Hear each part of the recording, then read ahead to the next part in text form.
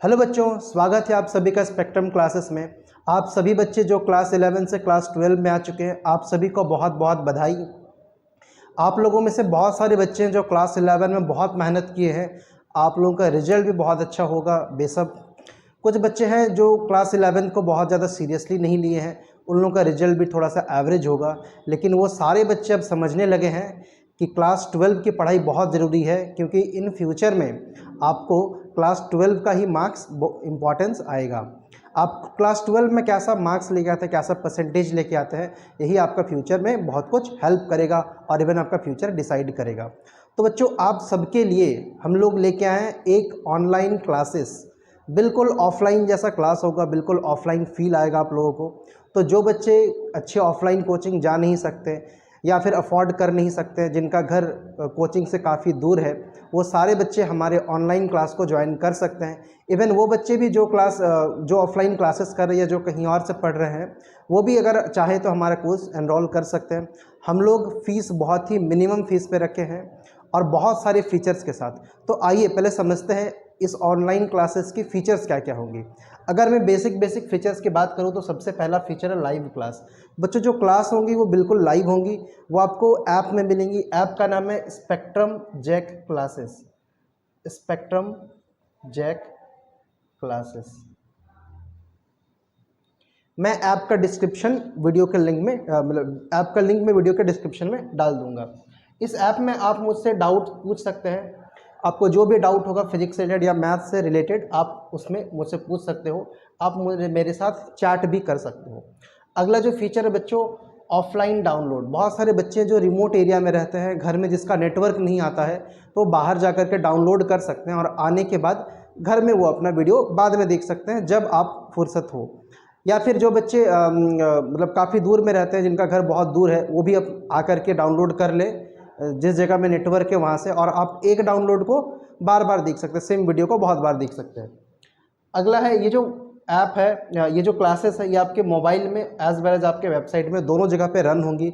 आप चाहे तो अपने लैपटॉप से वेबसाइट के थ्रू भी देख सकते हैं या फिर आप फ़ोन के ऐप के थ्रू भी आप देख सकते हैं। इसके अलावा जो सबसे मेन इंपॉर्टेंट चीज़ है, ये तो सारी होगी टेक्निकल बातें। जो असली बात है वो ये है बच्चों, टेस्ट सीरीज। आप सबको पता है कि जो क्लास 12 का एग्ज़ाम होगा उसमें 50% क्वेश्चन सब्जेक्टिव और 50% क्वेश्चन ऑब्जेक्टिव आएगा। तो बच्चों, 50% क्वेश्चन जो ऑब्जेक्टिव होगा ये काफ़ी ज़्यादा मायने रखेगा।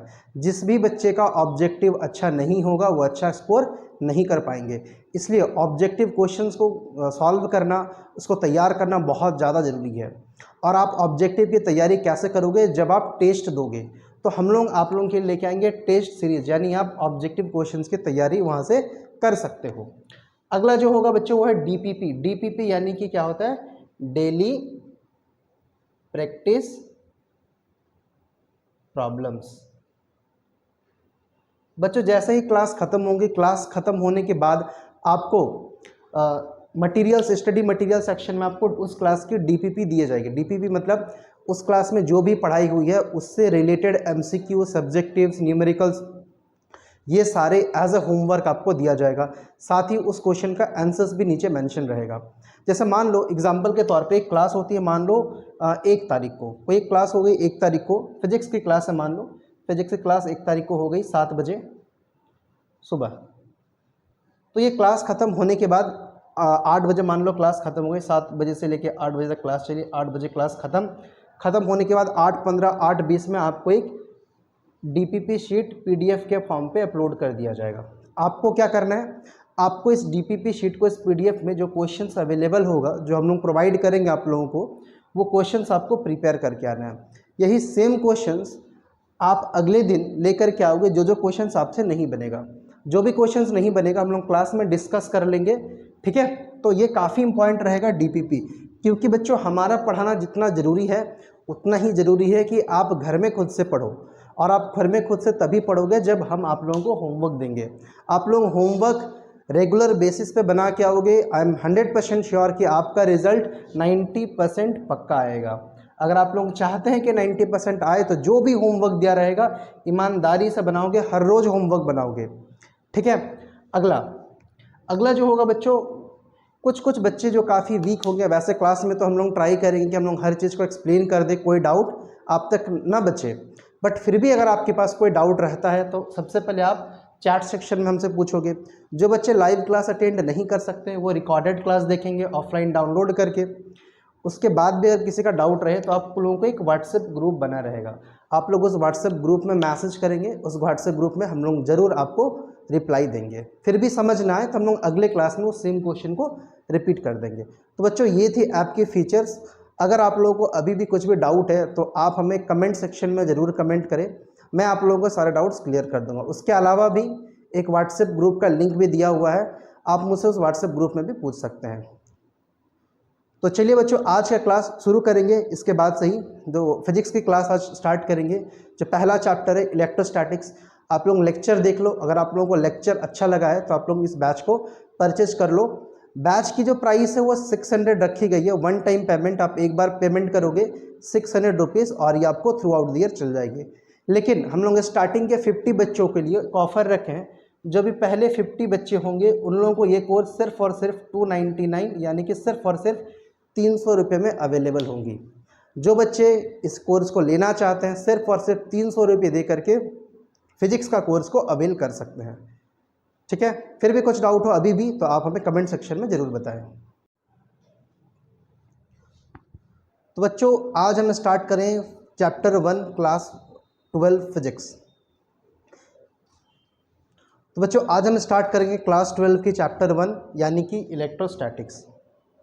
बच्चों ये जो क्लास है ये आपको यूट्यूब और ऐप दोनों जगह में अवेलेबल है। एक और क्लास आपको अवेलेबल होंगी यूट्यूब और ऐप में फ्री होंगी, लेकिन उसके बाद से आपको अगर क्लास देखना है, अगर आपको बैच लेना है तो फिर आपको क्या करना पड़ेगा, आपको ऐप में जाना पड़ेगा और कोर्स परचेज करना पड़ेगा। मैं फिर से बता दूं, जो पहले 50 स्टूडेंट हैं उन लोगों के लिए ये कोर्स सिर्फ और सिर्फ 300 रुपीज़ में अवेलेबल है। उसके बाद ये कोर्स अगर आपको बाद में लेते हो तो आपको सेम कोर्स 600 रुपये का पड़ेगा। अभी हम लोग फिजिक्स का स्टार्ट करें, कुछ दिनों के बाद ही हम लोग मैथ्स और केमिस्ट्री भी स्टार्ट करेंगे। तो चलिए शुरू करते हैं चैप्टर 1 इलेक्ट्रोस्टैटिक्स। चैप्टर का शुरुआत में इलेक्ट्रोस्टैटिक्स का डेफिनेशन से करना चाहता हूँ। इलेक्ट्रोस्टैटिक्स क्या है बच्चों? It is a branch of physics. It is a branch of physics. किस चीज़ की ब्रांच है? फिजिक्स की ब्रांच है।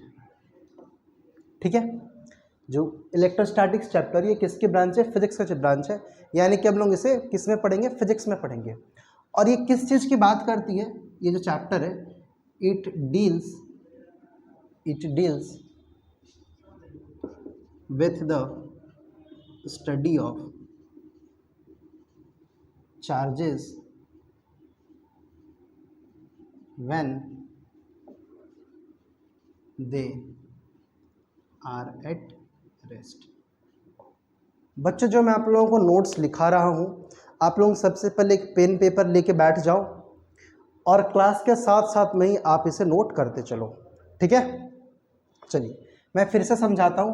जो चैप्टर इलेक्ट्रोस्टैटिक्स ये आप लोग क्लास 10 में भी पढ़े हैं, इसके थोड़ी सी इंट्रोडक्शन छोटी सी चैप्टर आप लोग पढ़ते क्लास 10 में। क्लास 12 में हम लोग काफ़ी डिटेल में पढ़ने वाले हैं। जो चैप्टर इलेक्ट्रोस्टैटिक्स है ये क्या है? फिजिक्स का एक ब्रांच है, फिजिक्स का एक चैप्टर है। It deals with the study of charges. हम लोग इस चैप्टर में किस चीज़ के बारे में पढ़ते हैं? चार्जेस।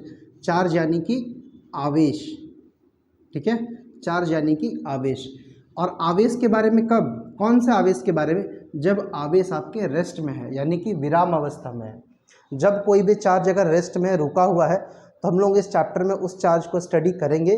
लेकिन अगर कोई चार्ज गति अवस्था में है, यानी कि कंडक्टर में, तार के अंदर में कहीं भी ये फ्लो कर रही है, तो हम लोग उस चार्ज को बारे में इस चैप्टर में डील नहीं करेंगे। हम लोग एक और चैप्टर आएगा जिसे हम लोग करंट इलेक्ट्रिसिटी के नाम से जानते हैं, विद्युत धारा के नाम से जानते हैं, हम लोग उस चैप्टर में पढ़ेंगे। तो अब बस charges when they are at rest और charges when they are in motion हम लोग पढ़ेंगे किसमें? करंट इलेक्ट्रिसिटी में पढ़ेंगे। ठीक है, अगली बात आपके दिमाग में सबसे पहले ये आनी चाहिए कि सर आपने इलेक्ट्रोस्टैटिक्स के बारे में तो बता दिया कि इलेक्ट्रोस्टैटिक्स फिजिक्स का ब्रांच है जिससे हम लोग चार्ज के बारे में पढ़ते हैं। सर आप ये तो बताओ कि चार्ज क्या होता है? चार्ज क्या होता है?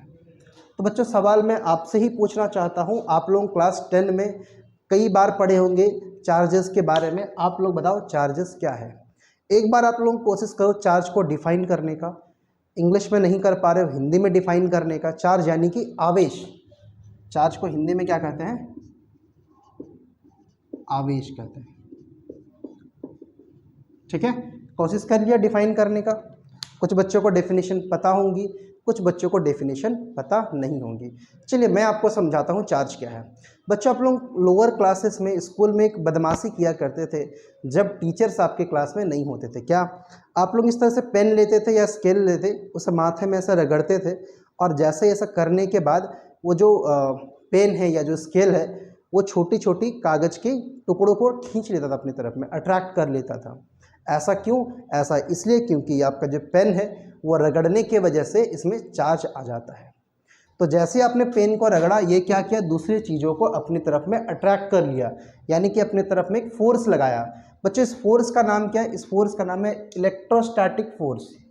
ठीक है, तो चार्ज क्या हुआ फिर? चार्ज वो ऑब्जेक्ट, वो प्रॉपर्टी है किसी भी ऑब्जेक्ट का, वो गुणधर्म है, वो क्वालिटी है, वो किसी भी ऑब्जेक्ट का प्रॉपर्टी है कि दूसरे ऑब्जेक्ट पर वो इलेक्ट्रोस्टैटिक फोर्स लगा सके। तो जो भी ऑब्जेक्ट एक दूसरे ऑब्जेक्ट पर इलेक्ट्रोस्टैटिक फोर्स लगा सकता है, यानी कि उस ऑब्जेक्ट के पास क्या है? चार्ज है। ठीक है, अगर इसका डेफिनेशन की बात किया जाए, it is the property, fundamental property लिखते हैं, it is the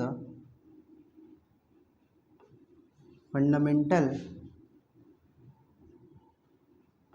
property of objects, it is the fundamental property of objects which causes electrostatic force। ये बिल्कुल एक बेसिक प्रॉपर्टी है, एक फंडामेंटल प्रॉपर्टी है जो हर ऑब्जेक्ट के अंदर में हो सकती है, और ये फंडामेंटल प्रॉपर्टी के कारण ये क्या करती है? ये इलेक्ट्रोस्टैटिक फोर्स लगाती है दूसरे वस्तुओं के ऊपर में। तो ये हो गए आपके चार्जेस। अगर मैं बात करूँ चार्ज के टाइप के बारे में, types of charges, types of charges, charges के टाइप्स,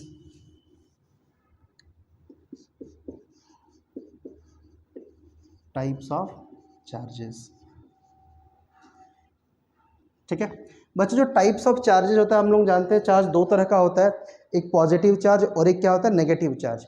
इस चीज़ को हम लोग एक और चीज़ से जानते हैं, उसे हम लोग क्या कहते हैं? Polarity of charge.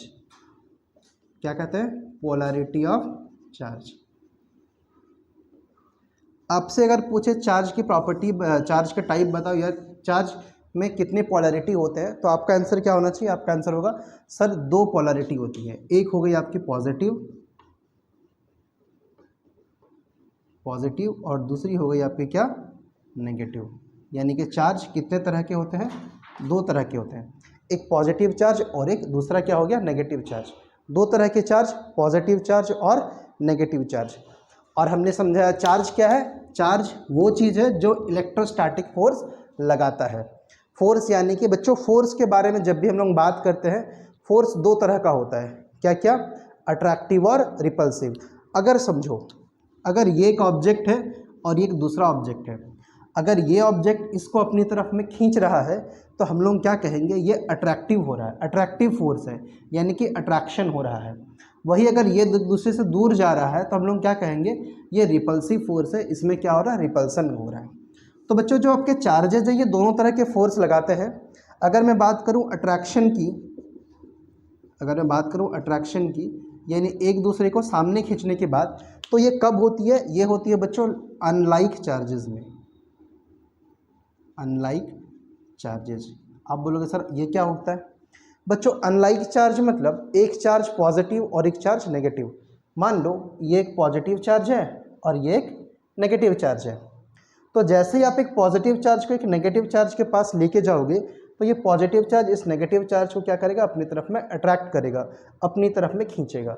तो ये क्या हो गया? आपका अट्रैक्शन। तो अट्रैक्शन किस किस के बीच में होता है? अनलाइक चार्जेस, यानी कि एक पॉजिटिव तो दूसरा क्या होना चाहिए? नेगेटिव। अलग अलग तरह का चार्ज होना चाहिए। ठीक है, तो क्या सर इसमें रिपल्सन नहीं होता चार्जों के बीच में? बच्चों, रिपल्सन बिल्कुल होता है।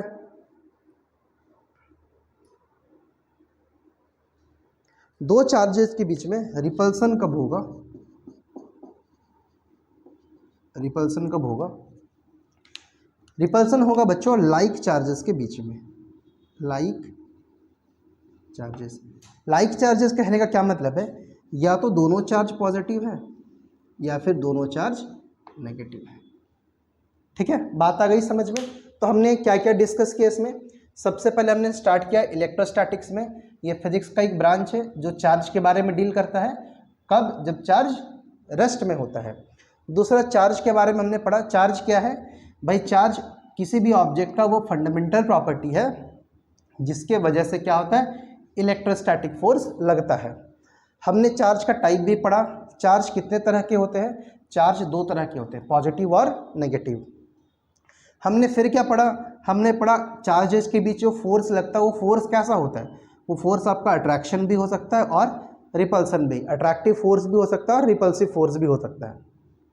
अट्रैक्टिव फोर्स किस किस के बीच में लगता है बच्चों? ये लगता है अनलाइक चार्जेस के बीच में। यानी कि अगर एक पॉजिटिव हुआ और दूसरा नेगेटिव हुआ तो उसके बीच में क्या होगा? अट्रैक्शन होगा।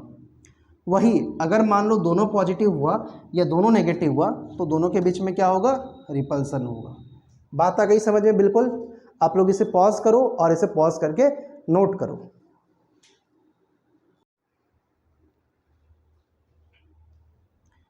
चलो बच्चों, अब आगे बढ़ते हैं। सबसे पहले हम लोग इसके बाद बात करेंगे यूनिट की। सर चार्ज क्या है? चार्ज एक फिजिकल क्वांटिटी है और हर फिजिकल क्वांटिटी का कुछ ना कुछ यूनिट होता है। जैसे आपने पढ़ा लेंथ का यूनिट क्या होता है? मीटर होता है ना। फोर्स का यूनिट क्या होता है? न्यूटन होता है। वैसे चार्ज का भी तो कुछ ना कुछ यूनिट होना चाहिए ना। तो हम सब जानते हैं चार्ज का यूनिट क्या होता है। चार्ज का यूनिट होता है कूलॉम। इसे हम लोग कैपिटल C से डिनोट करते हैं। अच्छा, कुछ और छोटी छोटी यूनिट्स के बारे में भी आप लोगों को जानकारी होनी चाहिए।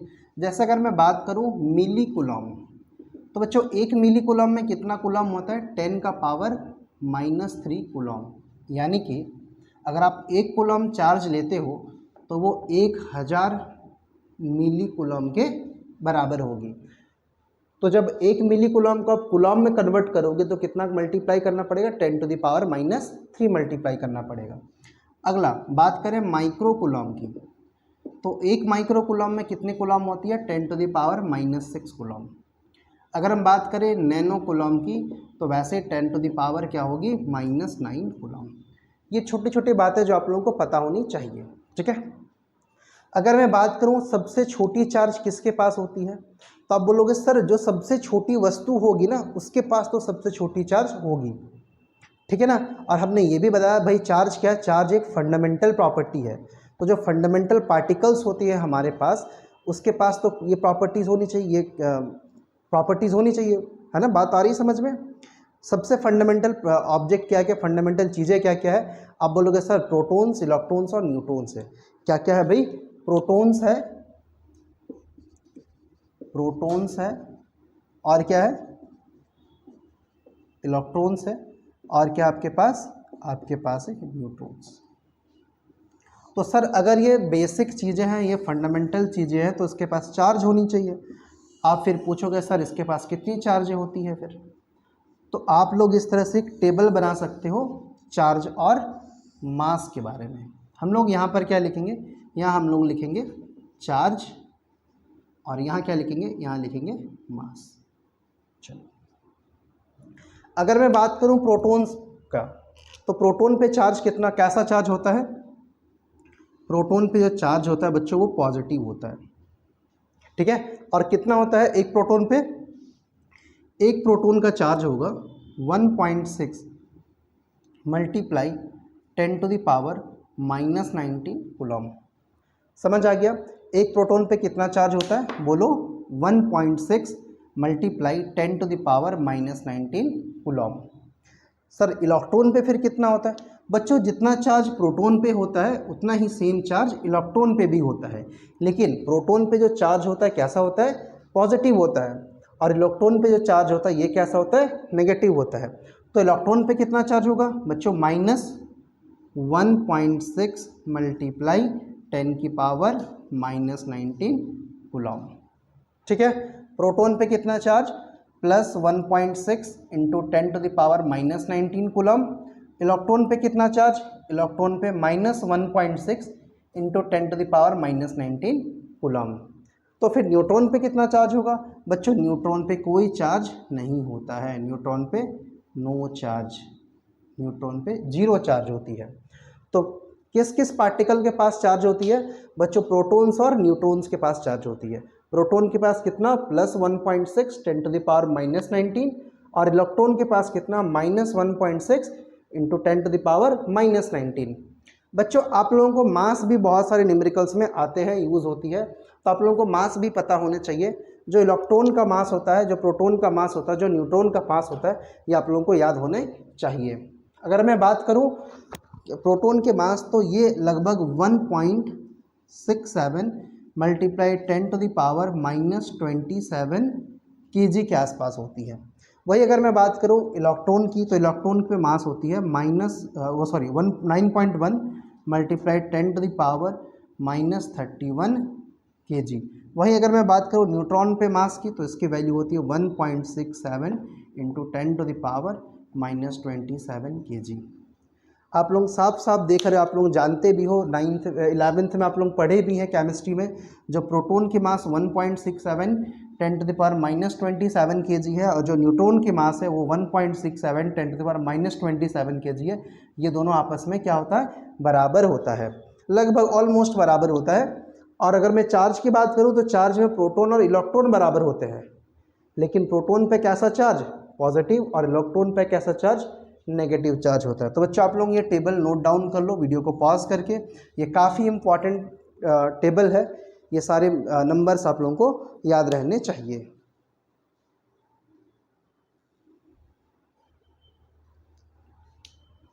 तो अब तक हमने जो समझाया आप लोगों को, आई होप आप लोगों को समझ में आ रहा है। आप लोगों को कुछ भी डाउट होता है आप लोग कमेंट सेक्शन में ज़रूर क्वेश्चन पूछो, फिर भी आप लोगों को कुछ पूछना और रह जाता है तो आप लोग व्हाट्सएप में भी मुझसे मैसेज कर सकते हो। चलिए बात आगे बढ़ाते हैं और अगला टॉपिक पे आते हैं, properties of charges. Properties of charges. आज की क्लास बिल्कुल बेसिक क्लास है, ये बिल्कुल बेसिक बातें हो रही है, ये बातें हर किसी को पता होनी चाहिए। या इस चैप्टर, ये सब बातों के बिना ये चैप्टर को स्टार्ट ही हम लोग नहीं कर सकते, ये बिल्कुल ऊपरी बातें हैं, ठीक है। प्रॉपर्टीज ऑफ चार्जेस में अगर मैं बात करूँ, सबसे जो पहला प्रॉपर्टी है चार्ज का वो है quantization of charge. Quantization of charges, quantization of charges. अब इस बात को ध्यान से समझते हैं बच्चों, क्वांटाइजेशन ऑफ चार्ज क्या होती है। आप लोगों ने अभी अभी जस्ट देखा, जो चार्ज होती है 3 फंडामेंटल पार्टिकल्स के पास जो चार्ज है, सबसे पहला पार्टिकल क्या, प्रोटॉन और इलेक्ट्रॉन, दोनों पे कैसा चार्ज होता है, बराबर चार्ज होता है, यानी 1.6 10⁻⁻19 1.6 10⁻⁻19 कूलम। अगर मैं बोलूँ किसी एक एटम के पास सिर्फ एक ही इलेक्ट्रॉन है, तो उस एटम पे चार्ज कितना होगा, आप बोलोगे सर उस एटम पे तो इतना चार्ज होगा। अगर मैं बोलूँ एक एटम के पास 2 इलेक्ट्रॉन है, तो अभी चार्ज कितना होगा भाई, आप बोलोगे सर ये चार्ज का डबल चार्ज हो जाएगा, क्योंकि आपने इलेक्ट्रॉन भी तो डबल रखा है। एक इलेक्ट्रॉन होता तो इतना चार्ज होता, क्योंकि आपने इलेक्ट्रॉन तो 2 रखा है, तो चार्ज भी क्या हो जाएगा, इसका डबल हो जाएगा, यानी कितना बन जाएगा 3.2 मल्टीप्लाई 10⁻⁻19। अगर मैं 3 इलेक्ट्रॉन बोलता तो आप झट से जवाब दे देते, सर ये तो 1.6 10⁻⁻19 का 3 गुना हो जाएगा, यानी कि 4.8 10⁻⁻19 कूलम। अब ध्यान से समझो, जो सबसे छोटी चार्ज है वो क्या है, इलेक्ट्रॉन है या प्रोटॉन्स है। और इलेक्ट्रॉन्स को हम लोग तोड़ सकते हैं क्या, इलेक्ट्रॉन को तोड़ नहीं सकते हैं। तो सबसे अगर एक इलेक्ट्रॉन हुआ तो चार्ज कितना होगा 1.6, 2 इलेक्ट्रॉन हुआ तो 3.2, 3 इलेक्ट्रॉन में 4.8, वैसे 4 इलेक्ट्रॉन 5 इलेक्ट्रॉन। अगर मैं चाहूँ 1.6 चार्ज बनाना तो मुझे 1 इलेक्ट्रॉन से काम चल जाएगा, अगर मैं चाहूँ 3.2 मुझे 2 इलेक्ट्रॉन से काम चल जाएगा। बट अगर कोई बोले सर मुझे ना 2 × 10⁻⁻19 कूलम चार्ज बनानी है, सोचो बच्चों क्या ये चार्ज पॉसिबल है, ये चार्ज बनाने के लिए आपको एक इलेक्ट्रॉन और एक छोटे से इलेक्ट्रॉन का टुकड़ा लेना पड़ेगा, जो कि पॉसिबल नहीं है। हमने क्या सीखा है? हमने यही सीखा है ना कि जो इलेक्ट्रॉन है वो कंप्लीट होता है, वो टुकड़े में नहीं पाया जा सकता है। तो अगर इलेक्ट्रॉन कंप्लीट होगा तो ये चार्ज इसी तरह से होंगे ना। कभी भी ऐसा चार्ज हो पाएगा क्या? कभी भी ऐसा चार्ज नहीं हो पाएगा, क्योंकि ये चार्ज पाने के लिए आपको एक इलेक्ट्रॉन पूरा गोटा और एक छोटा सा टुकड़ा इलेक्ट्रॉन का लेना पड़ेगा, जो पॉसिबल नहीं है। मतलब ये सारे चार्ज पॉसिबल नहीं है। तो कौन कौन सा चार्ज पॉसिबल है? 1.67 10⁻⁻19 पॉसिबल है, इसका 2 गुना पॉसिबल है, इसका 3 गुना पॉसिबल है, इसका 4 गुना, 5 गुना, 6 गुना, 8 गुना, 10 गुना, 1000 गुना, लाख गुना चार्जेस पॉसिबल है। यानी कि हम लोग इस पूरे यूनिवर्स में अगर हम लोग चार्ज बनाना चाहें, किसी ऑब्जेक्ट को चार्ज करना चाहें, तो वो चार्ज सिर्फ इसी का मल्टीपल होगा, इसी का एक गुणज होगा। बस यही चीज़ है आपकी quantization of charge. I hope आप लोगों को ये बात डिटेल में समझ आ गई होगी। तो what is a quantization of charge? The charge of an object, the charge of an object can be an integral,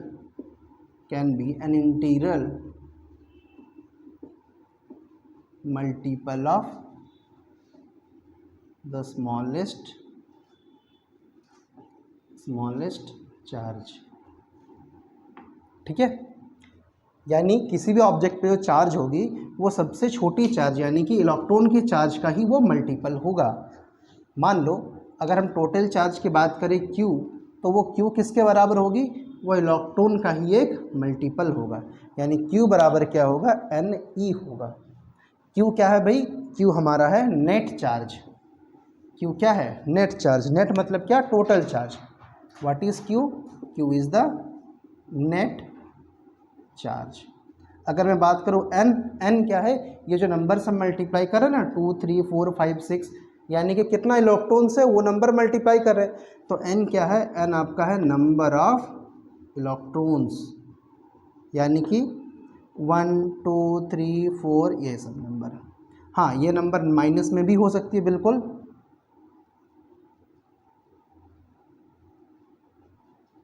ठीक है, और E क्या है? E आपका है 1.6 मल्टीप्लाई 10⁻⁻19 कूलम।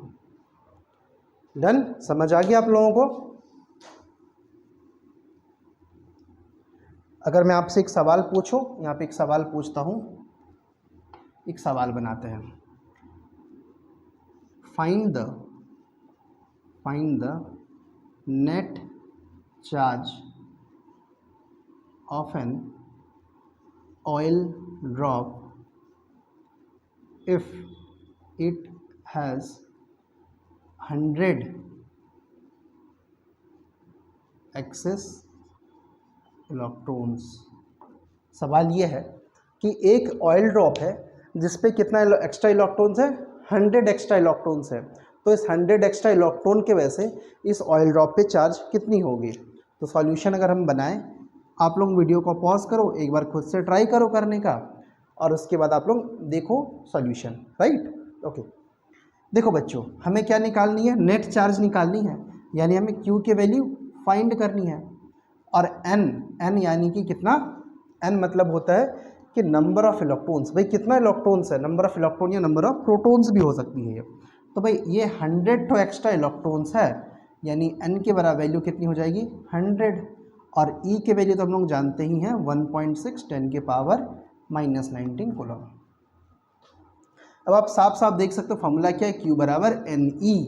तो Q बराबर क्या हो जाएगा? Ne, यानी कि 100 इंटू 1.6 10⁻⁻19। ये कितना हो जाएगा? 10 का पावर 2, और 10 का पावर -19 में से 2 जाएगा तो क्या मिलेगा? 1.6 10⁻⁻17। और क्योंकि इलेक्ट्रॉन पे कैसा चार्ज? नेगेटिव चार्ज होता है, तो फाइनल आंसर में मेरा क्या हो जाएगा? नेगेटिव चार्ज हो जाएगा। तो इसका आंसर कितना बनेगा? -1.6 10⁻⁻17 कूलम। बच्चों यूनिट लिखना बहुत जरूरी है।